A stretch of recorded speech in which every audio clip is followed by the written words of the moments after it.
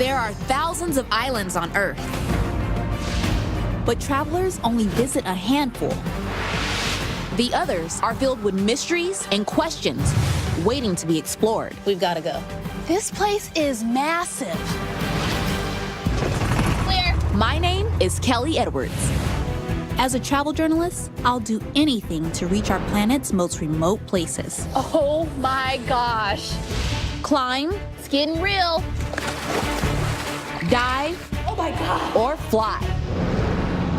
I've got my compass, I've got my coordinates. Now I'm on a journey to the islands most people never see. On a quest to discover the untold stories they hold. I'm taking off to my next destination. Clear. Call time traffic. Cessna 5 Sierra Papa, rolling off of one-way 5. It's a place you probably think you know. Hawaii. Resorts, beaches, surfing. But not where I'm going. I'm heading for the island of Molokai. Although surrounded by Hawaii's two top tourist destinations, Molokai has almost no tourism. But I'm on a mission to explore stories I've heard from locals. Is it possible that the spirits of ancestors can actually be felt in a mystical waterfall? Or that a cowboy culture there predates America's Wild West? And what dark history explains a remote Molokai prison where thousands were forced against their will?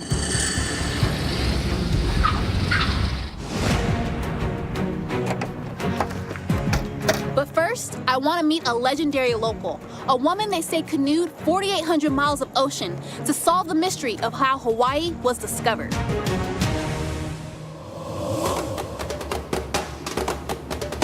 In the year 400 AD, the first settlers arrived in Hawaii from over 3,000 miles away in Polynesia. But how they made this impossible journey has been a mystery for centuries. Until Penny Martin helped recreate this journey without compasses, maps, or modern navigation, just like they did 1,600 years ago. This place, Kanakakai, is the landing site. This is where they came. So this place has historical value right here. The original people that came here on canoes. And Penny helped prove how this canoe trip was possible. In 1976, she and 11 other brave canoers paddled from Hawaii to Tahiti and back, a round trip of almost 5,000 miles, without modern navigation systems, proving once and for all that the ancient Polynesians who first landed on Hawaii were master navigators. People get lost so easily with navigation. Ancient Polynesians came over here without compasses. I mean, what tools do you use? They use all the natural elements, the sun, the moon, the stars, the wave, the migration of birds, the color of the clouds. It's dangerous. Out in the really big waves are pushing you, you can get swept away. So how did these canoes survive the giant waves on their journey to Hawaii? The sailing canoe for Penny's voyage was modeled on an ancient Polynesian design that used an outrigger. An outrigger is an ingenious support float mounted on the canoe's side to help keep balance on big waves. This simple modification allowed ancient Polynesians to travel farther on the water than any other human had ever traveled before. Outrigger canoes are not only still used today, but racing them is Hawaii's official sport. Okay, stop, you guys. Penny and her team of competitive canoers are going to show me how it's done. You ready to paddle? Ready. You always want to use your legs to help you, your arms, your core. That's what I'm talking about. You don't want to lean out of the canoe, especially if you're a big girl like me. Boom, we'll all go swimming. Get your guns out there and let's do this. Bang, bang. And pull. An outrigger canoe, Oh! paddles, and a group of fearless, determined people. is what it took to cross the Pacific 3,000 miles to discover a new land. That was a workout. The core has been very engaged. I've got a 30 cap tester here. Every muscle in my upper body is talking to me right now. So probably gonna have to do a little massage at some point. With a new understanding of how people got here, I'm beginning to see why Molokai is so special.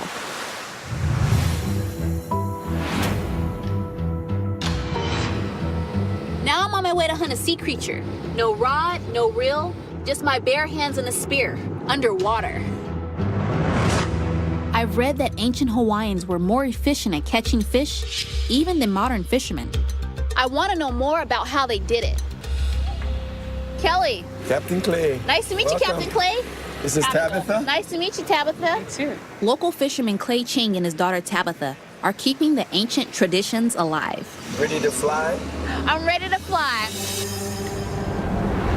Clay and Tabitha explain that ancient Hawaiians were experts at harvesting food from the sea. Over 1,000 years ago, they developed fish farms still used on Molokai today. And they even created special hooks made of human bone. Now, Clay and Tabitha are going to teach me how to hunt, a staple of the Hawaiian diet. But we're not fishing for what you'd expect. Maybe we can find something big. Clay and Tabitha aren't your average fishermen. They also hunt octopus. What's the hardest part about octopus hunting? Finding them. They're definitely gonna see you before you see them. Sometimes you'll see like an eye looking at you. They'll change color. They'll turn really dark. White to black, red, brown. They're kind of the masters of camouflage. Then Clay explains an ancient technique for handling a captured octopus. What I do is I grab all the tentacles, and the head, and the two eyes are sticking up like this, and I just go. You don't like really kill them, but you kind of like paralyze them. So what you do, when you bite it, you'll feel like a crunch, just, and you'll see it just go flush white. I mean, if you bit the back of my neck, I'd turn white too. I mean, all this color would be gone. This won't be an easy hunt. Tabitha says the octopus are one of the smartest animals on Earth and extremely hard to find. But as Hawaiian fishermen know, there's only one way to do it. They weren't kidding about how hard it is to find an octopus. I don't see anything. We search and we search. Looks like we struck out. But then Tabitha spots something in the coral. It's an octopus. It sprays its ink as a defense.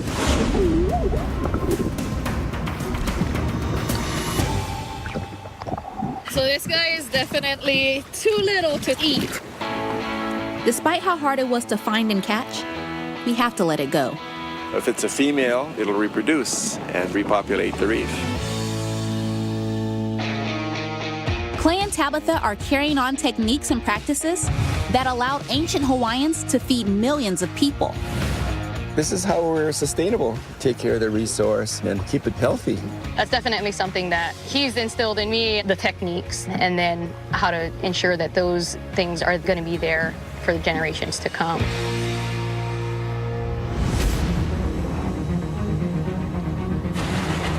To reach my next destination, flying isn't just an option. It's a necessity.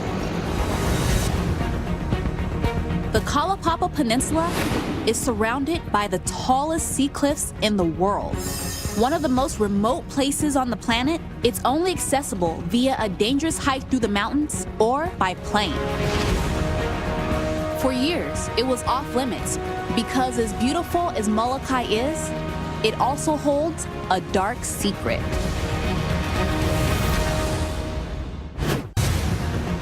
I'm on a mission to explore the Hawaii that most visitors never see. My next destination is one of the most remote places on Earth. And isolated places often hold the darkest secrets. Flying is the only way to get where I'm going.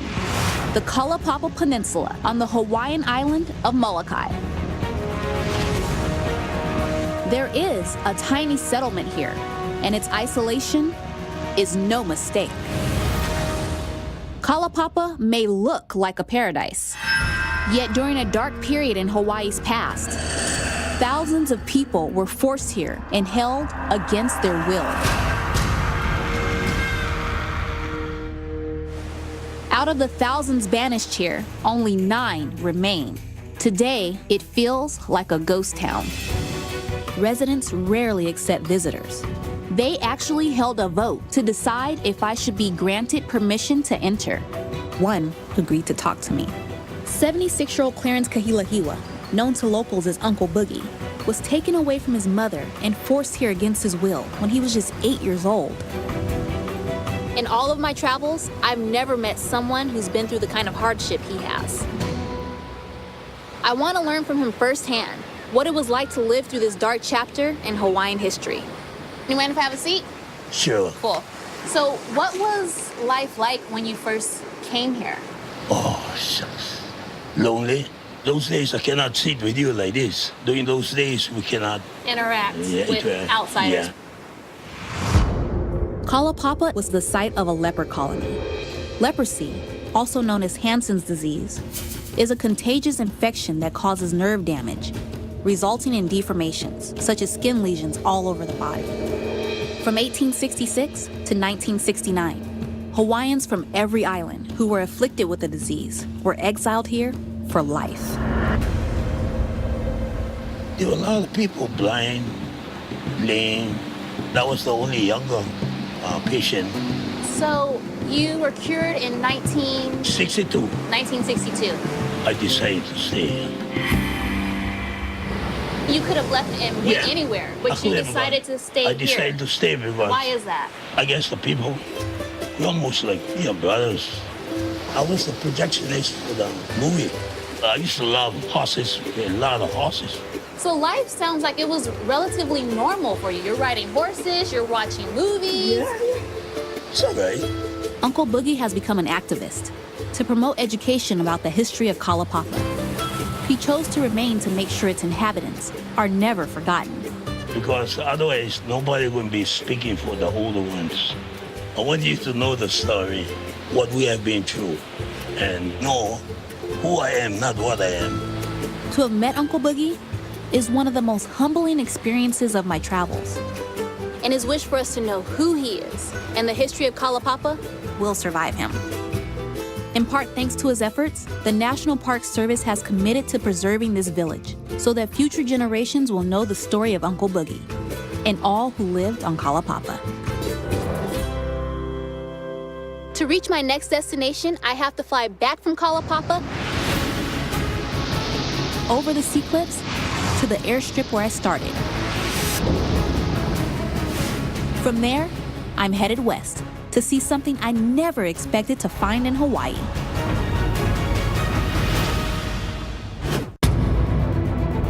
I'm continuing to explore Molokai, one of the least visited Hawaiian islands, to discover its secrets and stories.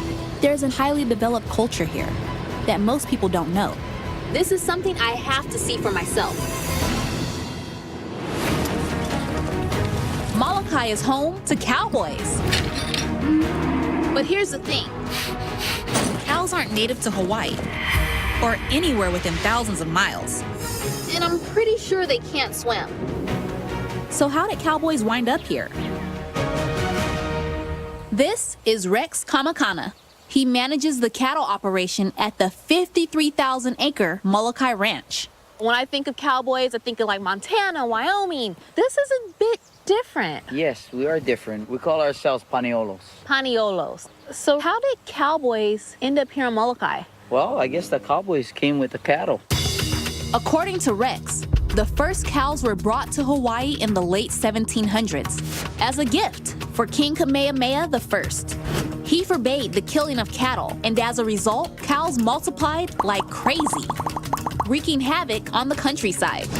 Things got so bad, the ban had to be lifted, and Mexican vaqueros were brought in to teach locals how to rope and ride. And so, the Paniolo was born, decades before American cowboys were even seen in the Wild West. I'm a fourth generation cowboy here, from my dad to me and my kids. They all ride horses, they all drive cattle. No other place I want to be. Okay, I'm already screwed up.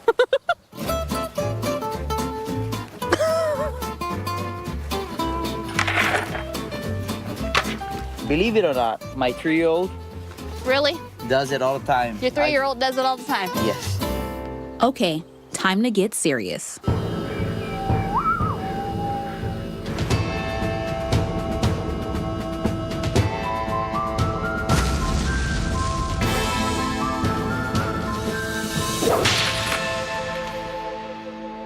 Yes!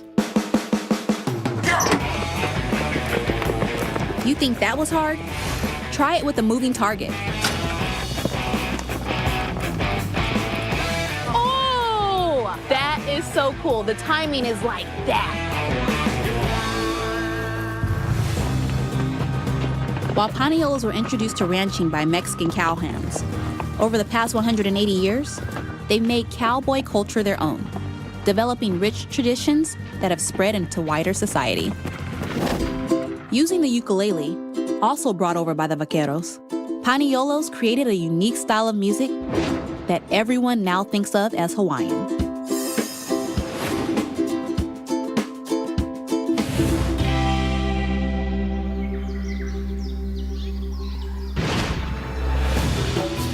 My final stop on the island of Molokai brings me to the most spiritual and mystical place on the island.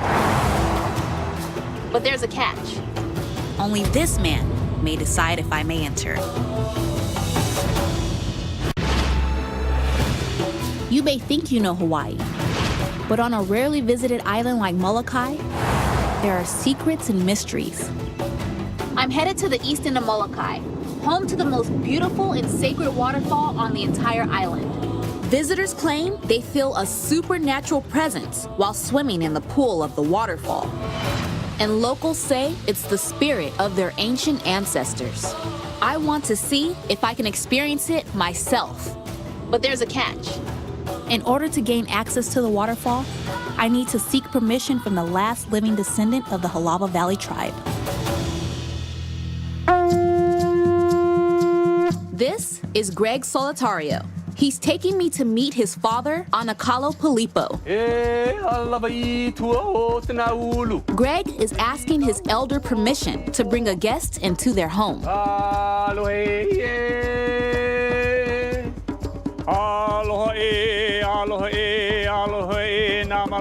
The way we greet in our culture is very different than a lot of people around the world. We go forehead to forehead, nose to nose, and we breathe in at the same time. We believe that when we touch noses, we exchange ha. Ha literally translates to breath. But what Greg means when he says it here is the sacred breath of life within us all, or what we might call our spirit. It's a really intimate way to greet, especially someone you've never met before. But as Greg tells me, once you've done it, You're no longer a stranger. You become part of the family. That means welcome. Thank you. This valley dates back to 650 AD.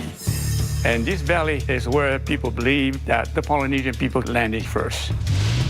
They came in and saw that they had lots of water and lots of flat land. And that's why they wanted this place, because these people were farmers. Why is it so critical that people ask permission to hike to the waterfall? When you get to the waterfalls, you're going to feel that mana, that power. And when you feel that, it's our ancestors.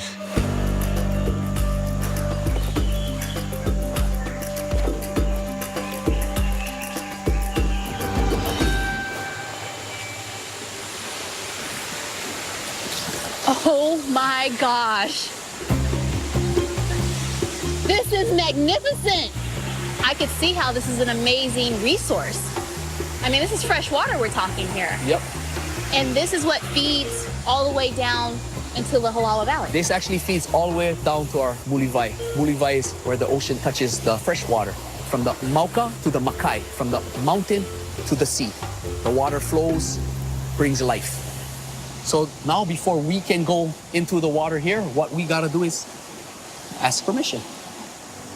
Oh, mo'ula vai au vai hui hui Iko na ika ili.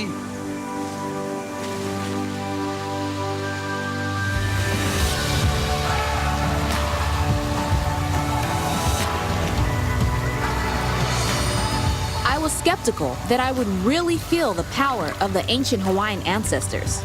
But now, as I swim in the pool of the waterfall, the local beliefs are validated in my eyes. There's a powerful feeling as you swim below this natural wonder. From a great journey to unexpected origins and ancient traditions, I've come to know a Hawaii that few people ever get to. And after going below the surface, I've seen that this place is more mysterious and more fascinating than I ever could have imagined.